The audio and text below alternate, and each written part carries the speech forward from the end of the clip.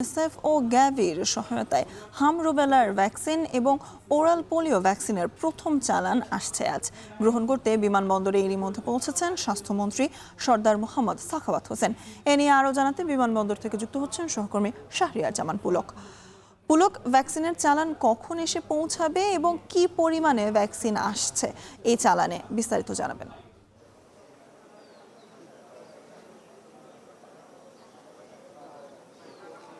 স্বর্ণা, আপনি জানেন যে দেশ জুড়ে হাম ও রুবেলার আউটব্রেক হওয়ার পর থেকে কিন্তু পুরো দেশে কিন্তু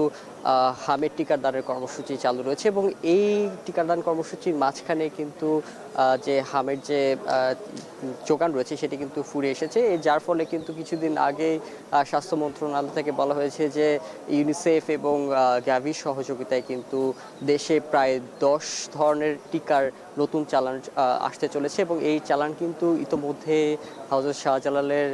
যে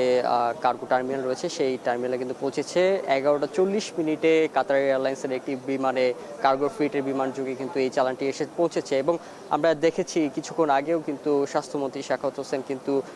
বিমানবন্দরে প্রবেশ করেছেন এবং তিনি ভিতরে কিন্তু চালান সংগ্রহের জন্য ইতোমধ্যে কিন্তু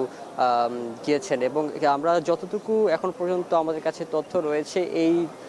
10 ধরনের টিকার মধ্যে হামের রয়েছে, রুবেলা রয়েছে, পোলিওর পাশাপাশি যক্ষ্মার টিকারও কিছু চালান থাকার কথা রয়েছে। তবে বিস্তারিত যে তথ্য সেটি আসলে আমরা আগে কিছুক্ষণের মধ্যেই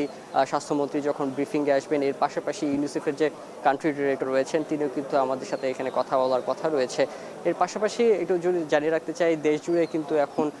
হামের যে প্রকোপ, প্রতিদিনই কিন্তু শিশুদের যে মৃত্যুর যে হারের মাত্রাটা কিন্তু বেড়ে চলেছে এবং এই সমস্যার কারণে কিন্তু জরুরি ভিত্তিতে কিন্তু এই চালানটি কিন্তু আজকে দেশে পৌঁছেছে এবং বলে রাখতে চাই এটি কিন্তু এখনো পর্যন্ত প্রথম চালানটি আসছে এবং